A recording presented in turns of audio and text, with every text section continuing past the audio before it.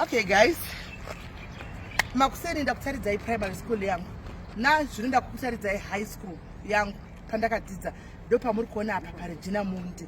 Handisika time yatakadzidza paRegina Mundi muclassroom maigona kuve nevasikana kana kuti 20 nemukomana 1 kana kuti vakomana 2. It was still a girls high. Yaingonzi girls high though papa ine vakomana 2 vaibva paprimary school iri kuseruku yainzi St Severino. Saka it was much of more of a high school anyway, a girls high. So right, Hande.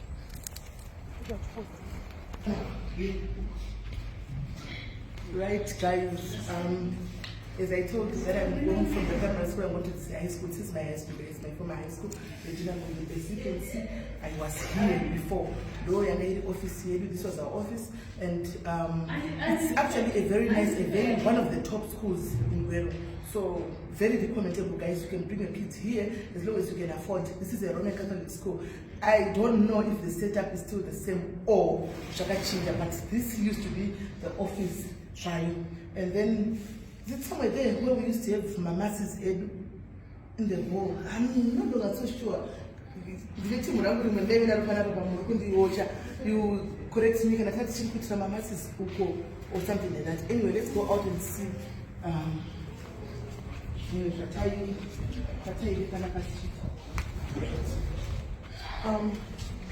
Anyway guys, as you can see, kwava kure kuti zvinomba tichienda panditi aya anga ari madhom ndo anga ari madhoms edu.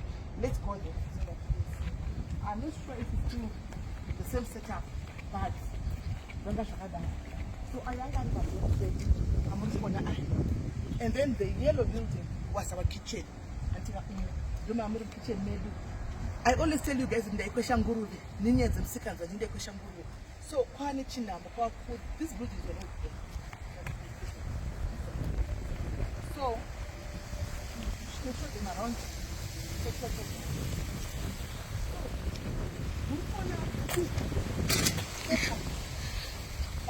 Regina Mundi, guys, normally it's a Roman Catholic school, so they do their own vegetables. When it's about vegetables, our leg.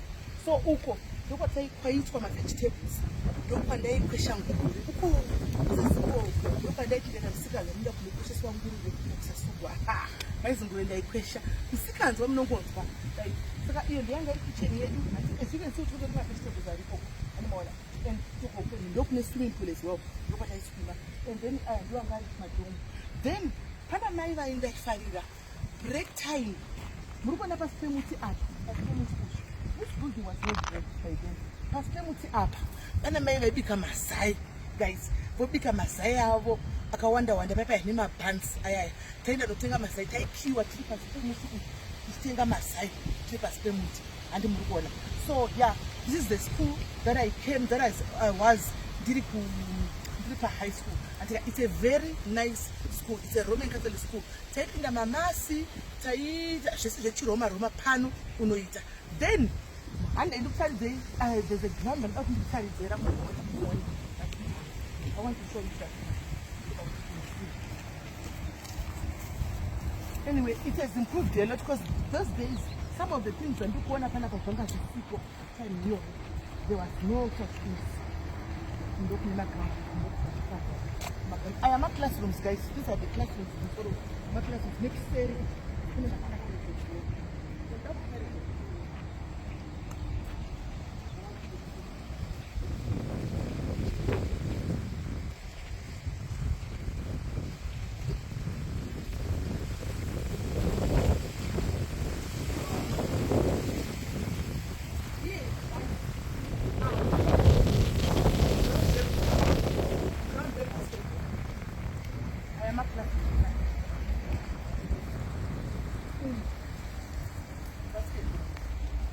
Mataita mashura, guys.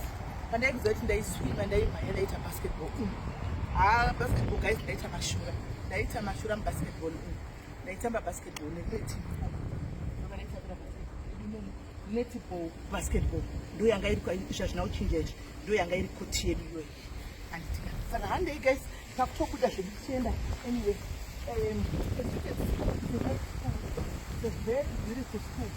Menzi sana. Corporal San, I think that was the motto, but it's still the motto. Let's go and check out if it's still the same motto. can see it is a very nice school. Very well kept.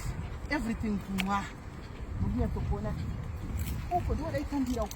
Saka murikona uko kwa guys uko. Unogara dzimba dzematicha uko. Unogara dzimba dzematicha saka just after dzimba dzematicha. Paive pane munda wema orange. Aipaive nemurunga iva ma orange yainzi orange for sale kubvapo kuenda uko. Hanimaona kuenda uko. Saka paya pandogara chikudza ipo guys. Taitiza kumadhomu paya madhomu. Tichienda taitiza toronga nemufukuru. Tobuda. Topinda nemundo wema orange. Uchinda paive nenonzi circus time yoyo.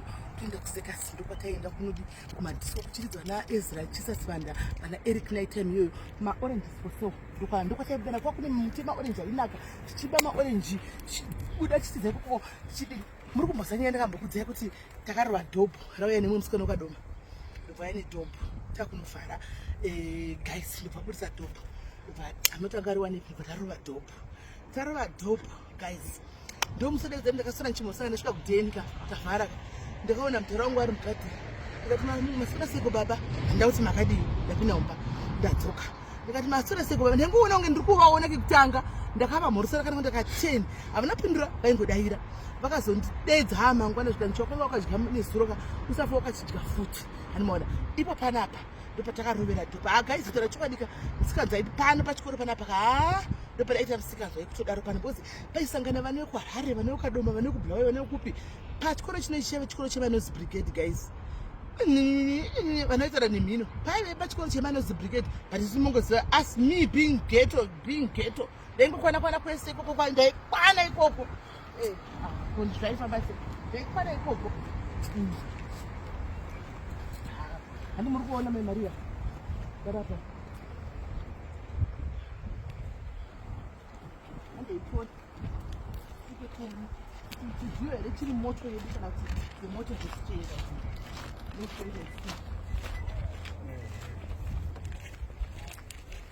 Wakanaka.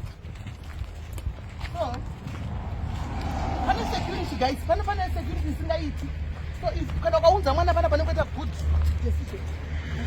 Kana uri kujaya sikora unenge une peace of mind. Ichiri menzi sana koparisana. Animukona ichiri moto yere chinamundi. So guys, this was my school. I hope you are really enjoyed. Bless you.